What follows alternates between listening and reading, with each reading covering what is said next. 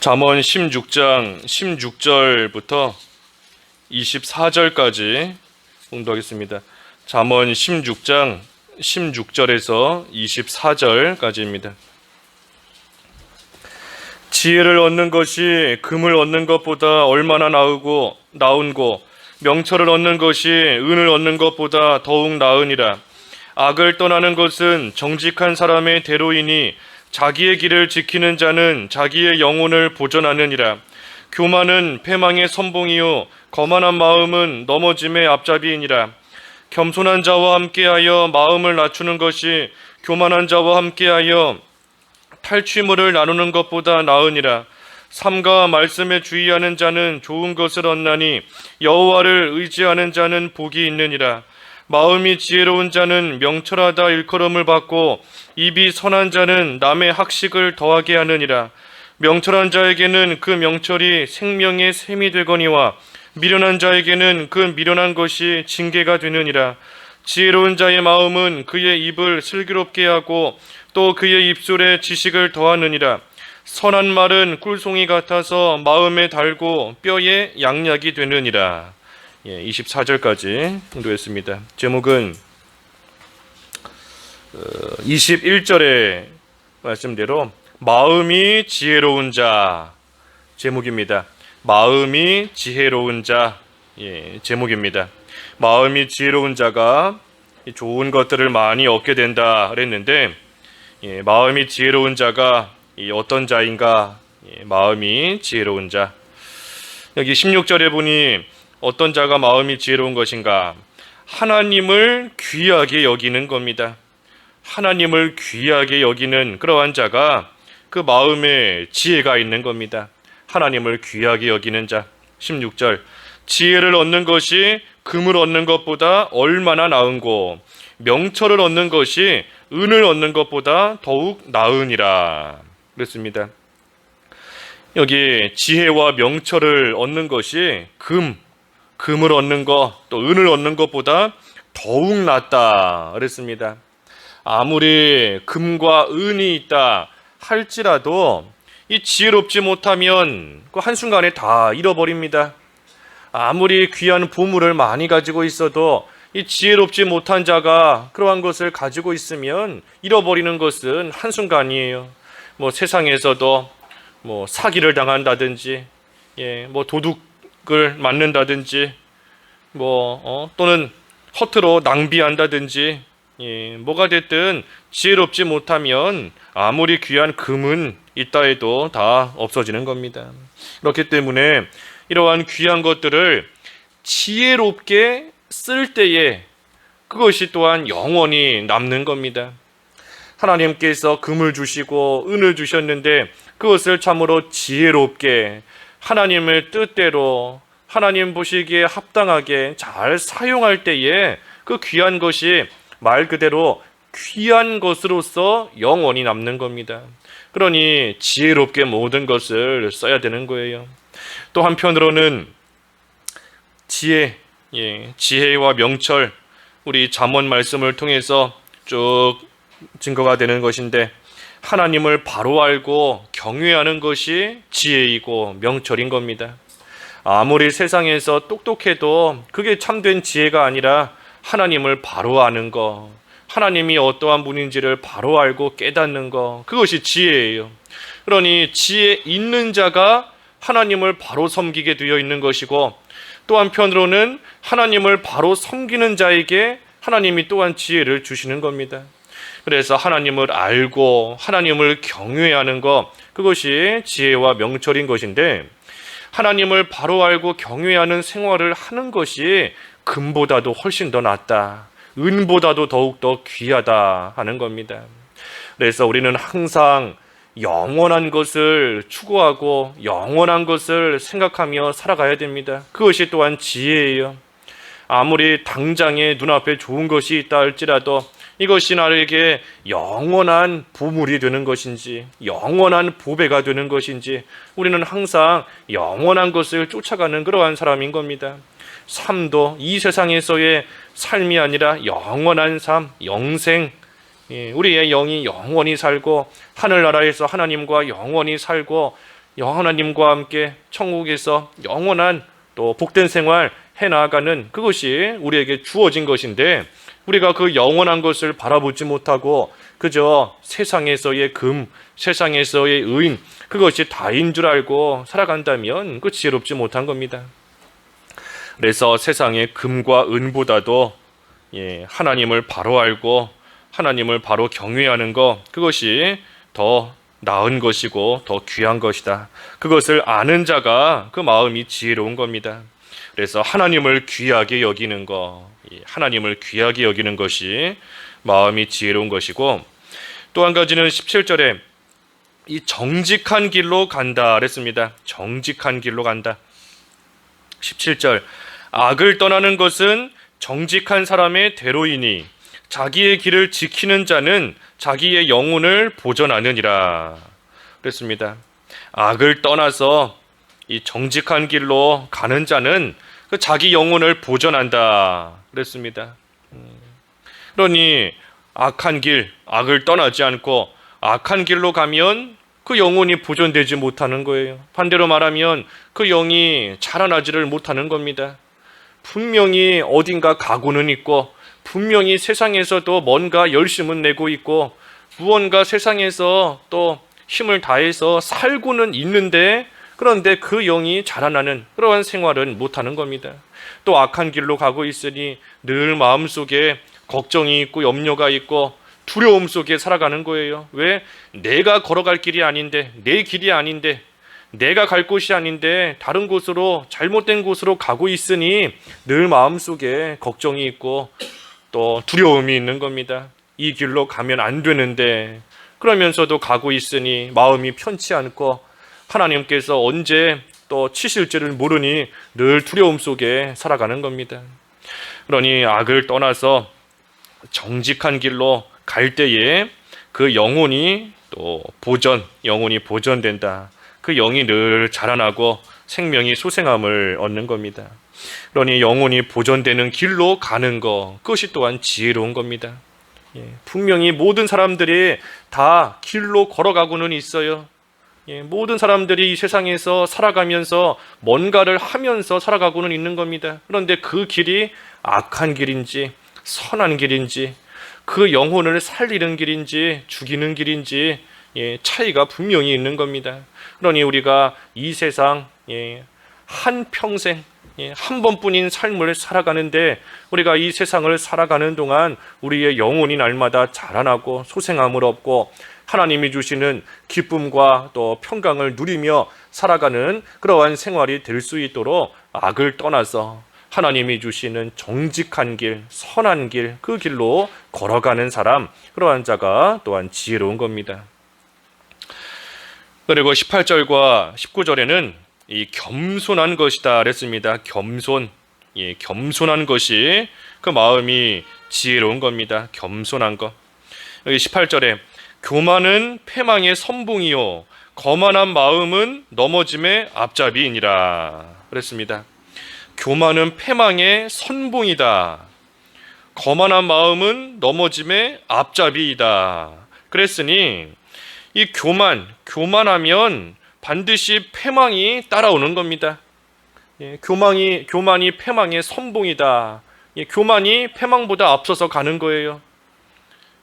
넘어짐보다 거만한 마음이 더 앞서서 가는 겁니다. 그러니 교만 뒤에는 반드시 패망이 쫓아오게 되어 있고, 거만하면 그 뒤에는 넘어짐이 반드시 따라온다는 겁니다. 교만하면 망하는 겁니다. 어떠한 사람이다 할지라도, 지금까지는 정직한 길 잘 걸어왔다 할지라도 교만한 마음이 들어오면 망하는 거예요. 우리 사울왕 계속 보고 있지 않습니까? 사울왕 아무리 겸손했던 사람도 교만해지기 시작하면 망하는 겁니다. 느부갓네살 왕이지만 나 소리 3번 했다가 교만해지면 망하는 겁니다. 비참해져요. 짐승과 같이 비참해지는 것입니다.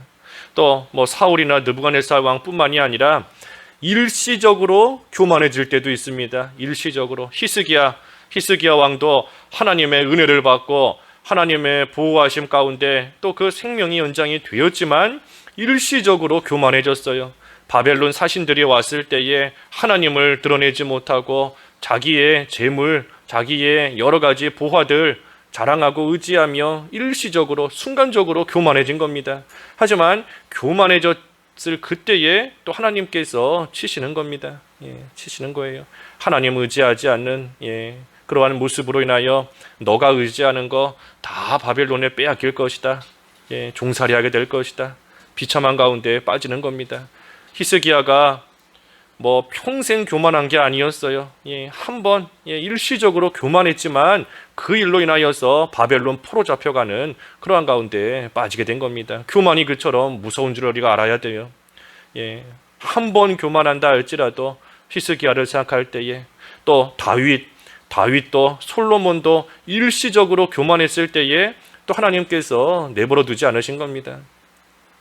그래서 교만하면 망하는 것인데 우리가 누구든지 교만해질 수 있는 줄 알아야 됩니다. 아무리 지금까지 잘 믿는 생활 잘하며 겸손히 왔다 할지라도 누구든지 교만할 수 있구나 하는 것을 알아야 우리 자신도 늘 하나님 앞에서 겸손한 모습으로 나아갈 수 있지.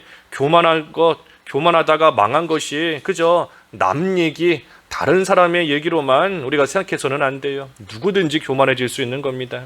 아담도 우리 성역 공부 이제 이번 주일날 가르치실 텐데 아담도 그 세 가지 죄로 타락했지 않습니까? 여러 가지 생각해 볼 수 있지만 세 가지 그 하나님 말씀을 확실히 붙잡지 못했다. 하나님 말씀을 뭔가 붙잡기는 붙잡았지만 확실히 붙잡지 못했어요. 하나님 말씀 비슷하게 붙잡은 겁니다. 죽을 수도 있다. 하나님은 반드시 죽는다 하셨는데 죽을 수도 있다. 또 동산 중앙에 있는 나무 하나님은 선악과다 하셨는데 또 하나님 만지지 말라. 그런 말씀은 하시지도 않았죠. 그런데 또 만지지도 말라. 하나님 말씀을 뭔가 붙잡은 거는 같지만 확실히 붙잡지 못한 겁니다. 또 방심했다 그랬죠. 방심했다. 하나님이 주신 에덴 동산의 그 낙원 생활에 물질적인 것에 푹 빠지다 보니 정작 기억해야 될 하나님을 잊어버리고 하나님의 말씀을 잊어버리고 방심한 겁니다. 방심했기 때문에 또 마귀가 그 틈을 타서 들어온 거예요. 그리고 세 번째가 교만했기 때문이다 그랬지 않습니까? 교만. 하나님과 같이 될 것이다. 내가 이 선악과를 따먹으면 나도 하나님처럼 될 수 있겠구나. 교만한 마음, 욕심 때문에 또 죄를 짓고 타락하게 된 겁니다. 이 교만이 참으로 무서운 거예요. 누구에게든 들어오는 겁니다. 지금은 낙원 생활, 지금은 너무나 평안하고 지금 너무 좋고 모든 것이 즐거운 그러한 생활을 하고 있다 할지라도 교만하면 한순간에 떨어지는 겁니다. 그러니 여기 19절에도 겸손한 자와 함께하여 마음을 낮추는 것이 교만한 자와 함께하여 탈취물을 나누는 것보다 나으니라. 누구와 함께하는가? 이게 중요한 겁니다. 겸손한 자와 함께하는 자가 있고 또 교만한 자와 함께하는 자가 있는 것인데 우리가 늘 함께하는 사람, 주변에 있는 사람 영향을 많이 받는 겁니다. 그러니 겸손한 자와 함께하면 나도 그 사람 본받아서 또 겸손해지고 마음을 낮추는 때가 있는가 하면 교만한 자와 함께하면 나도 교만해지는 겁니다. 딴 사람이 자꾸만 자기를 막 자랑하고 드러내고 나타나면 그 얘기 듣다 하면 너만 잘났냐? 나도 잘났다. 나도 이런 거 있다. 나도 좋은 거 있다 하면서 자기까지 교만해지며 또 따라가는 겁니다. 그러니 함께하는 사람이 중요한 거예요. 함께하는 사람. 특별히 여기 겸손한 자와 함께하여 마음을 낮춘다 그랬는데 이 겸손한 자, 우리 주변에도 겸손한 사람들이 있을 수 있지만 무엇보다도 예수 그리스도가 가장 겸손한 분입니다. 겸손한 자와 함께하여 마음을 낮추는 것이 낫다. 예수 그리스도의 마음을 본받고 예수님과 늘 동행할 때에 우리가 참으로 겸손해질 수 있는 겁니다. 예수님과 함께하지 않고 우리가 그저 마음으로만 생각으로만 결심으로만 겸손해지겠다 할 수 없는 겁니다. 할 수 없어요. 사람들에게는 겸손한 것처럼 보일지 몰라도 그 마음속에는 여전히 교만한 생각 남아있고 가득한 겁니다. 예수님과 함께할 때에 참으로 겸손해질 수 있는 겁니다. 그러니 예수님 앞에서의 내 모습을 생각하고 늘 예수님을 생각할 때에 주님이 아니었으면 나는 교만한 가운데 망할 수밖에 없었던, 나는 교만하게 살다가 넘어지고 지옥 갈 수밖에 없었던 그러한 자인데, 예수님께서 나를 위해 이루어 주신 그 구속으로 말미암아 내가 하나님의 사람이 되었고 하나님의 백성이 된 거, 깨끗한 의인으로 인정받게 돼 주신 거, 그 모든 것을 생각할 때에 겸손해질 수 있는 겁니다. 예수님을 생각할 때 겸손해지는 거예요. 그 앞에서의 내 모습을 생각할 때 그 앞에 꼬꾸라지고 엎드려지고 낮아지고 겸손해지는 겁니다.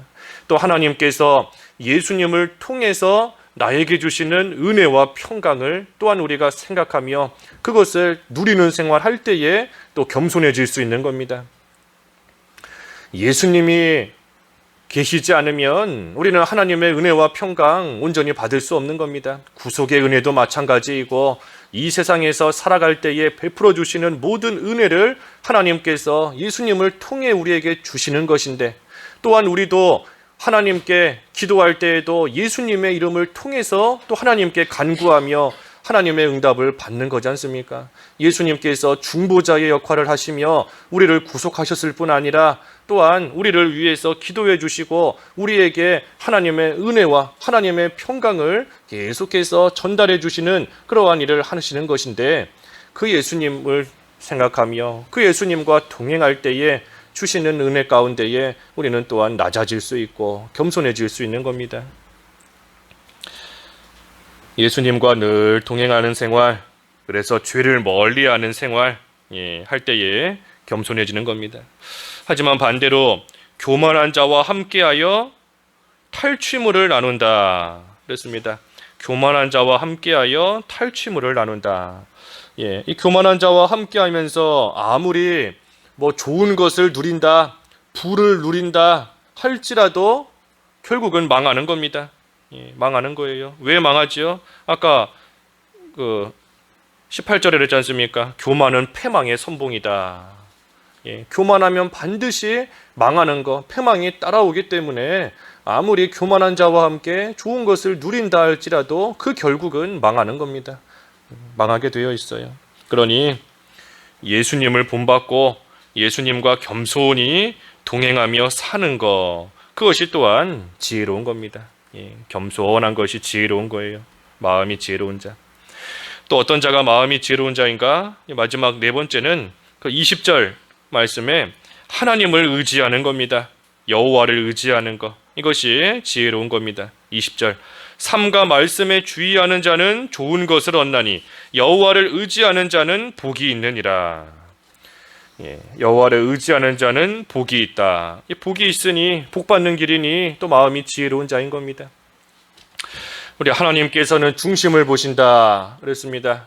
외모가 아니라 우리의 중심을 보시는데, 중심을 보시는 하나님께서 하나님을 의지하는 자를 기뻐하신다. 우리 주일날 살펴보았지 않습니까? 중심을 보시는 하나님 앞에 합당한 생활이 뭔가? 하나님만 위해서 사는 것이고 하나님을 의지하는 것이다. 그때 하나님을 의지하는 게 무엇인가? 늘 기도하는 생활, 늘 말씀을 지키는 생활, 그것이 하나님을 의지하는 것이다 그랬죠. 말로만, 입으로만 하나님 의지합니다 한다고 해서 되는 것이 아니고 하나님을 의지하기 때문에 늘 하나님께 기도하는 겁니다. 하나님의 능력을 받기 위해, 하나님의 도우심을 받기 위해 하나님 의지하기 때문에 기도하는 거예요. 또 의지하기 때문에 하나님께서 말씀하시는 그대로 따라서 행하는 겁니다. 하나님을 의지하니 내 눈으로 볼 때에는 보이는 게 없을지라도 하나님의 말씀 그대로, 하나님께서 하라고 하시는 그대로 순종하며 말씀을 지키는 것이, 그것이 하나님을 의지하는 겁니다. 그래서 오늘 말씀에도 삼가 말씀에 주의하는 것, 그러한 자가 좋은 것을 얻는다. 여호와를 의지하는 자가 복이 있다. 그렇지 않습니까? 어떤 일을 만나든 하나님을 의지하면서 하나님 말씀을 주의하여 잘 지키는 그러한 자, 하나님이 기뻐하시니 그러한 자에게 복을 주시는 겁니다. 그래서 우리가 무슨 일을 하든지 어떤 형편에 처하든지 항상 말씀대로 살려고 삼가 주의하면서 내가 지금 행하는 모습이 하나님 말씀에 비추어 봤을 때 올바른 모습인가 삼가 주의하는 겁니다. 내가 하는 말이 우리 자꾸 말 때문에 걸려 넘어지게 하는 그러한 일들이 많이 생기는 것 같은데, 내가 하는 말이 하나님 말씀에 올바른 합당한 말인지, 하나님 기뻐하시는 말인지, 하나님께 복받을 만한 말인지 삼가 주의하면서 그 말씀대로 모든 것을 또 행하고 나아갈 때 그때에 좋은 것을 얻는 겁니다. 좋은 거. 그러니 언제나 말씀대로 살아가는 것이 형통한 삶인 겁니다. 그래서 이 4가지가 마음이 지혜로운 자의 모습입니다. 하나님을 귀하게 여기고 정직한 길로 가고 겸손히 하나님을 의지하는 생활, 그러한 자가 지혜로운 것이다. 그러면은 21절에서 끝절 24절은 그 결과입니다. 그 결과. 21절에 마음이 지혜로운 자는 명철하다 일컬음을 받고 입이 선한 자는 남의 학식을 더하게 하느니라. 마음이 지혜로운 자, 자기 마음에 그 지혜가 있기 때문에 그것을 다른 사람에게 전해주는 겁니다. 남에게 주려 해도 가진 게 있어야 줄 수 있어요. 자기 마음에 지혜가 있을 때에 그 지혜를 남에게 전해줄 수 있는 겁니다. 그러니 다른 사람의 영적인 학식을 더해주는 겁니다. 그저 학식이 아니라 영적인 학식을 더해주는 거예요. 내가 이처럼 살아가는데 너도 이처럼 살기를 원한다. 이것이 참으로 지혜로운 삶이고 이것이 하나님의 복을 받는 그러한 삶이다. 더해주는 것이니 영적인 학식을 더해주는 겁니다. 또 22절에는 명철한 자에게는 그 명철이 생명의 샘이 되거니와 미련한 자에게는 그 미련한 것이 징계가 되느니라. 생명의 샘이 된다 그랬어요. 마음에 있는 그 지혜와 명철이 자기에게는 생명의 샘이 되는 겁니다. 생명의 샘, 날마다 생명이 솟아오는 겁니다. 샘과 같이 솟아나오는 거예요. 날마다 그 생명이 소생함을 얻고 날마다 그 생명이 자라나는 겁니다. 아까 그 생명을, 영혼을 보존한다 그랬지 않습니까? 영혼을 보존한다. 영혼이 날마다 새로운 샘물이 솟아나듯이 늘 새롭게 소생함을 얻는 겁니다. 또 23절에는 지혜로운 자의 마음은 그의 입을 슬기롭게 하고 또 그의 입술에 지식을 더하느니라. 지혜가 또한 점점 커지는 겁니다. 마음의 지혜를 품고 그대로 살아가니 그 지혜가 점점 더 커지는 거예요. 하나님 경외하기를 더 잘하게 되는 것이고 하나님을 더 알아가고 하나님께 더 가까이 가고 지혜가 날마다 점점 더 커지는 겁니다. 그리고 또 마지막 24절에는 선한 말은 꿀송이 같아서 마음에 달고 뼈에 양약이 되느니라. 하나님의 말씀이 꿀송이와 같이 달게 되고 또 뼈에 양약이 된다 그랬습니다. 양약이 된다. 우리의 영적인 상처와 아픔과 모든 고통을 깨끗하게 치료받는, 또 치료해주는 그러한 양약이 되는 거예요. 그러니 늘 지혜롭게 살아가는 그러한 자가 생명도 소생함을 얻고 그 지혜도 점점 더 커지고 하나님의 말씀은 꿀송이와 같이 달게 되는 것이고 또 그때에 그 모든 것이 양약이 되어서 날마다 하나님 주시는 위로와 평안 가운데 또 상처를 치료받고 그 안에서 믿는 생활 해나가는 겁니다. 하지만 반대로 미련한 자는 그 미련함으로 인해서 넘어지고 실패하는 겁니다. 아까 22절 끝부분에 그랬지요. 미련한 자에게는 그 미련한 것이 징계가 되느니라. 징계가 되는 겁니다. 하나님의 징계가 임하는 거예요. 미련한 자, 오늘 지혜로운 거의 정반대인 겁니다. 하나님보다 금과 은을 더 귀하게 여기고 악을 떠나지 않고 교만하고 하나님 말고 다른 것을 의지하는 자, 그러한 자가 미련한 것인데 그러한 자에게는 하나님의 징계가 임한다 그랬습니다. 그래서 마음이 지혜로운 그러한 자가 우리가 다 돼야 되는데, 지혜로운 자는 한마디로 말하면 자기도 살고 남도 살리는 겁니다. 자기 생명도 자라나고 지혜도 자라나고 또 꿀송이 양약처럼 모든 것이 되고 자기도 사는 거고 또 그때에 남의 영적 학식을 더해주니 남도 살리는 겁니다. 그러니 마음이 지혜로운 자는 자기도 살고 남도 살리지만 미련한 자는 잘 되는 것 같아도 결국은 패망과 넘어짐이 쫓아오기 때문에 결국은 하나님의 징계 가운데 망하게 되는 겁니다. 그래서 우리가 마음이 지혜로운 그러한 하루하루의 삶이 다 되어야 되겠습니다. 기도하겠습니다.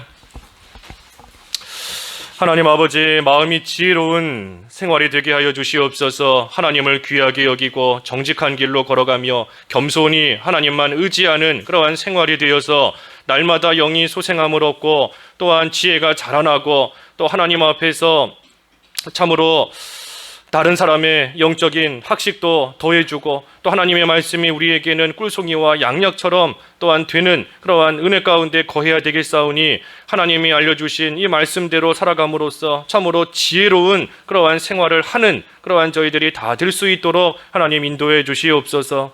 예수님의 이름으로 기도하옵나이다. 아멘.